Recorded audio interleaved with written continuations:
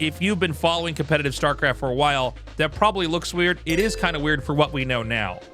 But these players were creating the first building blocks that allowed us to understand the game as we know today. I mean, we really do stand on the shoulders of giants here. Hey, everybody. Today, we're going to be looking at, as far as I can tell, as far as I've gotten in doing my research on the internet, the oldest recorded, produced StarCraft 1 match. This is from the year 2000. This is the Hanaro OSL Finals. It's XDS GER versus HOT Forever. This was in Seoul. This was really the starting point of esports as a televised, produced piece of content. For those of you who don't know me, I'm Tasteless. I've been casting StarCraft in Korea for, I think, about 15 years now. And even for as long as I've been here, I was like 15, 14 years old when this game happened. For some perspective, I'm 39 now, almost 40. So we're going to take a look at this match, and this is a really cool piece of history. I will have this on mute for the start because there is some music playing here. I don't want to get copyright struck, obviously. This was the first type of regular content that became the norm in Korea in the early days. By the way, please like and subscribe so this video can get out to as many people as possible. We're going to go into this game and take a look at this immediately. By the way, these kind of monitors not common for the time. Most of the monitors back then did have the huge back on them. I assume for the sake of production value and looking futuristic, they went ahead and tried to get monitors. They weren't like truly flat screen monitors because those didn't exist yet. But instead, just as close as you could get to that. Note the fog here on screen. You'll see that the players are kind of in effectively costumes because we didn't really know where esports was supposed to be, how it was supposed to look at the time. This is HOT Forever. HOT, by the way, a first generation or second generation idol band in Korea. Obviously, with the emergence of K-pop being a global phenomenon, there's been a lot of growth there as well as a cultural export. This is Guillaume Patry. He's a friend of mine. He still lives in Seoul, although I think he's been in and out of the country. Totally fluent in Korea now. Stars in a lot of big TV shows out here, and including something on Netflix. I can't remember the name of the show. I'm sorry if I'm forgetting that. Maybe I can post that in the comments or the description. But basically, like a contest where you had to outwit your opponents. That was on Korean Netflix. Anyways, this was the big foreign hope. There were, even back then, a couple of foreigners in Korea who were competing. And just real quick here, before we get further along in this video, I just want to show you the actual tournament itself here. This was, as far as the groups go, you could see it was mostly Koreans, but there was also, I'll actually zoom in so you guys can actually see. Sorry, this is pretty small. Pillars back then. An American was also in this group, who he early on worked on StarCraft 2 at Blizzard. I think he left before the game came out. Videos like this and tournaments like this, I had to scour the internet as a kid, clicking through Korean websites where I didn't have the Korean alphabet installed on my computer, so it was all garbled text. So these were like these weird artifacts I had to go back in time and try to find. And when I say go back in time, I mean like even then it was like a year or two old, right? Rumors were that you could find this stuff on Korean websites. Is that the same Soul Key? No, it's also not the same Beyond. So we're going to go into the game now. I'll have the volume up a little bit. And obviously we're going to full screen it. This, by the way, is on the map Blaze. You'll immediately notice as we start the game, the maps were different back then. And the production was a little bit lower quality. But honestly, this stuff is still exciting and cool to see today. So, down here is going to be HOT Forever. I apologize for the quality of the video, but this is what it looked like back then. It was very low quality. But even back then, they knew to have commentary. Now, immediately you'll notice, look at how many minerals are here. And also how not, I guess if you watch a lot of competitive StarCraft, how not well placed they are. See, if you can follow my mouse cursor up here, these two patches are so far away. And also, there's just more patches than normal. You'll also see as we get further along, as this game progresses, there are not natural expansions readily available. Expanding was obviously a thing in the game, but the idea of fast expanding or mass expanding was not a thing. This is game 5 in the series, in a best of 5. They're tied up 2-2, as you can see in the graphic here. That my camera's kind of covering up. Sorry about that. This is in the version of the game StarCraft Brood War. StarCraft Brood War came out, I believe, in 1999 or maybe early 2000. But so this is a version where there are lurkers, there are medics, stuff like that. Another thing you'll see as we go into this is the fact that, by the way, early pool, early gas. That should be a 9 pool, if my eyes serve me correctly. Probably one of the oldest builds. The directions that build would take then and now are a little bit different, but this was about as fast as you could rush into both Zerglings and the option to tech, whether that's Zergling speed, whether that is... I'm going to turn this down just slightly, sorry. Whether that's Zergling speed, whether that was a layer or anything else, a Hydra Den. And you'll see here from Guillaume, or XDS Gur, he opens up with the double racks. Quick look at this production set. Again, they knew to have the soundproof headsets. They knew to kind of get a setup where they could have both players head-to-head. As you can imagine, or probably tell, there's no studio audience here. That did come a little bit later. But tournaments like this one, which again, this is like an original OSL, this was what started the boom of StarCraft being on TV. You want me to update the quality? I think this is, yeah, this is going to be as good as it gets, chat. Sorry. So this was watched all over Korea. The game is huge. People are playing in PC cafes everywhere. And on GameNet, which was a game channel devoted to video game content. This is, by the way, is around the same time that G4 was a thing in the United States. This is what the Koreans were doing. The Koreans were way ahead of the curve. So this map, it's, I mean, there's a ton of problems with it, obviously, when you look at what modern maps look like. You're basically in a series of valleys, which comes with its own problems for map design, and we'll see some of those ideas even illustrated in this game.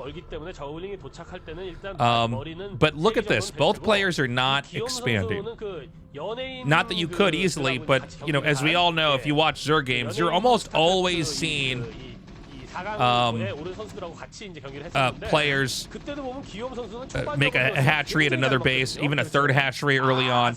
So it's a very different looking game, and that'll unpack itself as we get further along here. Keep in mind as well, people didn't know that Zerg necessarily had to have lots of bases, or that Terran was going to have less. You fucking kidding me? Thank you for the sub. I forgot to pause my alerts. Thank you, Gargoyle.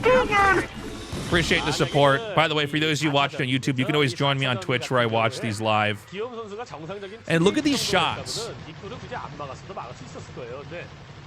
Now, obviously, this is not the best time shot because there's an attack happening here. This was, you know, even today, it's hard for production to sometimes map out shots like this. When there's action happening in the game. Chad is saying Guillaume was a Protoss player. He was random on this map. In map 1, he went for Protoss. It was an island map. Even back then, people were pretty sure Protoss was the best place on island maps. But he was a random player in this tournament. And he was not the only random player, by the way. There was, I think in this tournament alone, I think there were 4 other random players. You know, when I started playing StarCraft, by the way, in the early days, I played random too. The idea of you had to just commit to one race when the game came out wasn't necessarily obvious. So this is him on, you know, a 2 racks play on 1 base. Note the repair immediately here on the barracks. Kind of a funny thing, I guess. You know, more modern players would say maybe it's not worth it to use the extra minerals to repair that. But again, a different time for StarCraft. 마린 숫자도 많고요. 저글링만 가지고는 뭐 어떻게 하기가 좀 저글링 숫자가 많은데요. 예, 꽤 많은데요. And so 들어갑니다. a lot of StarCraft 1 games in the first year or two looked like this. It was like one base builds clashing into each other. Now, if you've been following competitive StarCraft for a while, that probably looks weird. It is kind of weird for what we know now. But these players were creating the first building blocks that allowed us to understand the game as we know today. I mean, we really do stand on the shoulders of giants here with the knowledge we have of the game. These guys were pioneering the strategies. They were labbing out stuff in these big tournaments that, you know, some things were used, others were not, others were discarded as we tried to continue to improve the way that we see the game. So, you know, it might look pretty rudimentary, but even back then, the idea of a wall and 2 depots here, the barracks down here, the Marines safely behind this so that they could not get overwhelmed by Lings, that was a thing. I would imagine HOT had plenty of games where he just ran it with Lings and killed a bunch of Marines, right? So unsurprising to see him attempt that here. 무모하죠? 무모합니다. I don't know when we're going to get a shot of the Zerg's base. By the way, if you look at the scouting path, it's kind of like in the shape of a ninja star on the minimap. You could see how long of a journey it was for a worker to get to where they needed to be to find the spawn. This is one base play. This is looking like one hatch lurker, which is a super big cheese you might encounter now on ladder. By the way, great move there by XDS Gur to lift that off and kill the Overlord. Notice that there are burrowed Zerglings here. So the early days of StarCraft, things were just, as a default, more tactical.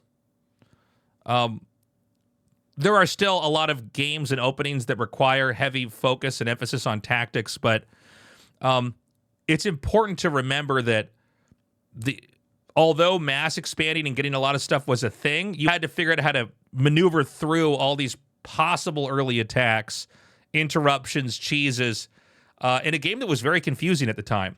So unsurprisingly, things like Burrow would be researched here, and a huge inconvenience for any player who hadn't, had to deal with Burrow.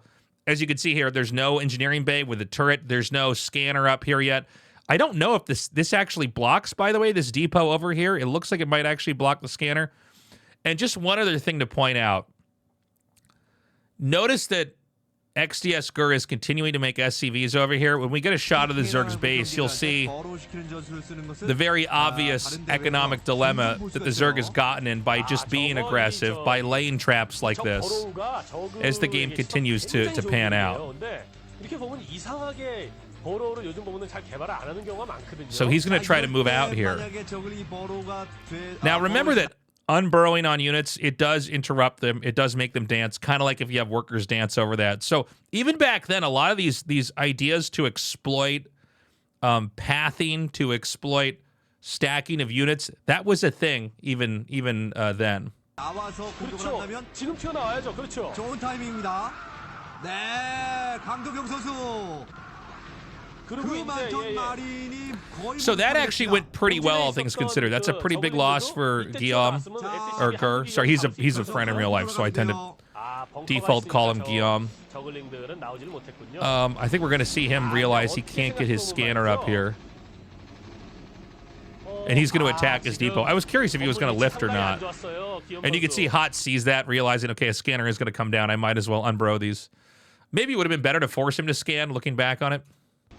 지금 저 지역에다 서플라이 디포를 지어가지고 기욤 선수 컴셋 스테이션을 못 만드는 거예요. 그러니까 스스로 서플라이 디포를 파괴하는 거죠. 네. 그래서 지금 Again, look at the drone count versus the SCV count. 자, 지금 히드라 리스크 나왔죠.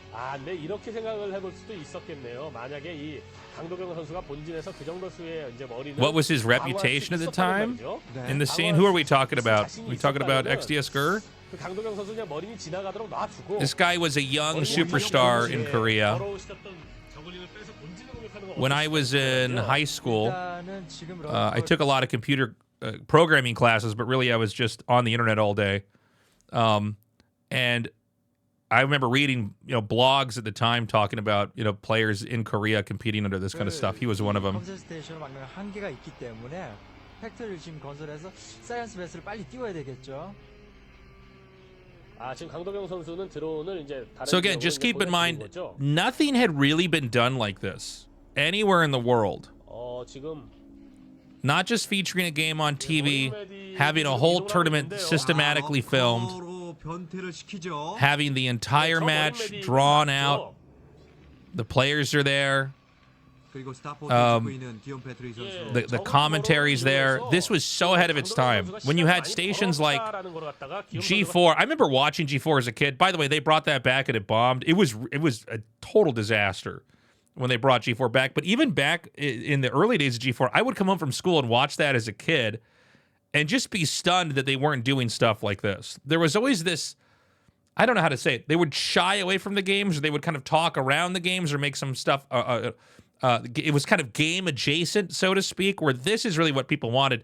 And obviously with the emergence of Twitch and seeing how big gaming YouTube content is and eSports being a global phenomenon, we see that this is really what people wanted. To just go into the game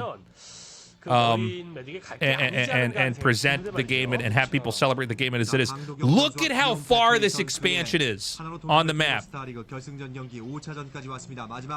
운명이 걸린 한판. 일단 강도영 선수로서는 저 럴커를 이용해서 시간을 버는데 이용을 해야 되겠죠. 네. 자, 럴커 보로되고요. You can even see on maps like this, the entrances are very big. Very, very wide open.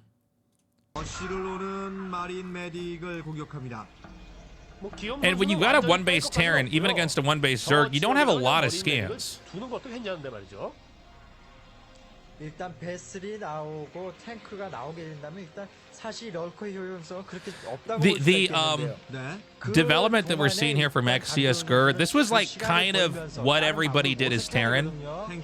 I'm sure that this game and some of the other subsequent games that came out of Korea and other international tournaments had an impact, but everybody kind of went for 2 barracks, stim, marine range, eventually tanks, and eventually a vessel. I've seen games where there was a 3rd barracks there. You would expand pretty late. And during this time, and I don't want to go on too many tangents here, but there was also this whole issue with what is Terran supposed to do against Protoss? Is Medic Marine good, or is it supposed to be Mech? There was like a big debate at that time as Brood War came out and the multiplayer scene was ramping up. More and more people were getting into it. Viewership was going up. Competitions were happening in Korea, but also outside of Korea. You know, how does Protoss play against Mech was a big thing. What was considered a high APM back then? They did not have a measurement for APM back then, Holmes Mac. The measurement tool for APM, I think, came out in 2005. 어떤 시야가 미치지 않는 곳에 러커를 분산해서 이 분산이 아니고 이제 이 프로토스 테란하고 경기를 할 때는 러커를 모아서 버로우 시키는 게 더 좋거든요. 근데 저 버로우를 테란이 막더라도 타격을 엄청나게 무지무지하게 받을 때가 있어요.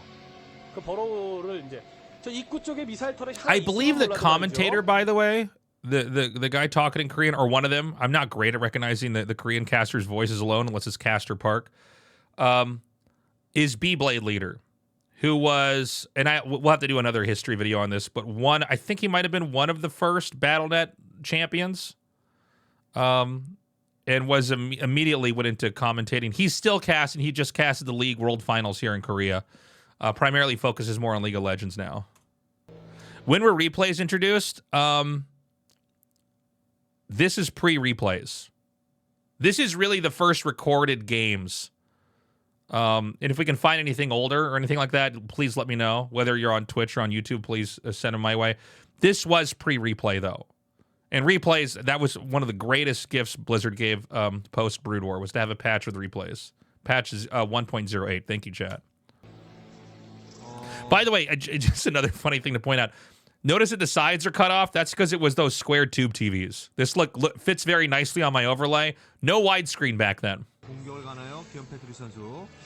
자, 이제 그런데 탱크가 있는 상황에서 컴셋 스테이션이 지금 작동을 하고 있단 말이죠. 지금 기욤 선수 지금 저 스타포트 스타포트에서 지금 So, as I said earlier, on this map, you're in a valley.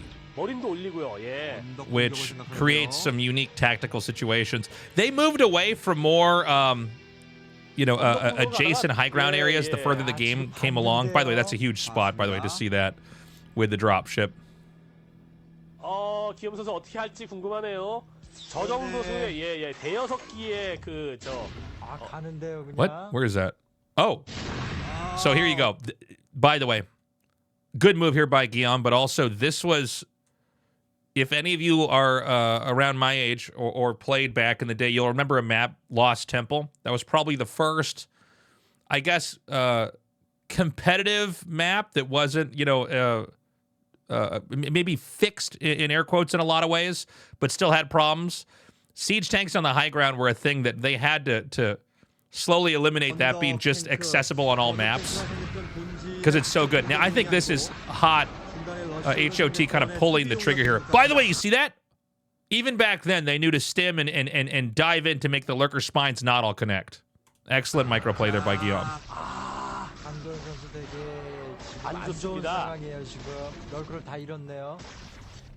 So even back then, they had those tricks. 이제 뭐 머린과 탱크가 어느 정도 이렇게 공격을 하더라도 어느 정도 수의 어느 정도 수의 공격당합니다. And here we go. Big drop over here in the main. Zerg is on 2 bases. I don't know how many drones are at the natural. And a lot of games are kind of won by these small interactions. The idea of having the bare minimum units or having just the right building positioning just to get another base up. To maybe get, several more barracks or to get a dropship out right away. It wasn't a thing. It was really kind of this game of staying back, turtling up, and waiting. Jesus, there's only 3 mineral patches here? 한 4기 정도 살아남아갖고 우두두두 한꺼번에 버로우를 하게 되면 테란이 타격을 엄청 크게 받거든요. 그런데 There it is, GG. 언덕에서 I'm going to turn this off in case any music comes on here. Confetti comes out. XDSker wins. Looks so young. Yeah, very cool stuff. And that is really, if you're much younger, you might look at this and, not appreciate the fact that, because you probably see, esports events like this all the time. This is really the first time anything like this had happened. And this really laid the foundation for all these other big esports events, eventually to come up, to kind of copy this type of production style, this format. Eventually we had audiences, eventually, in studios, then arenas filling up, and now it's happening all over the world. But it did start with StarCraft about 25 years ago, a quarter of a century, which is crazy. Again, if you like this kind of content, please like and subscribe. That helps me get more of this kind of stuff out there. Let me know in the comments what you thought of that game, and if there's other stuff you'd like for me to review or check out, let me know there as well. See this GG shirt? You can get this at tastelessthreads.com. That is my merch site. Have a good day, and I hope to see you in a future video. Bye-bye.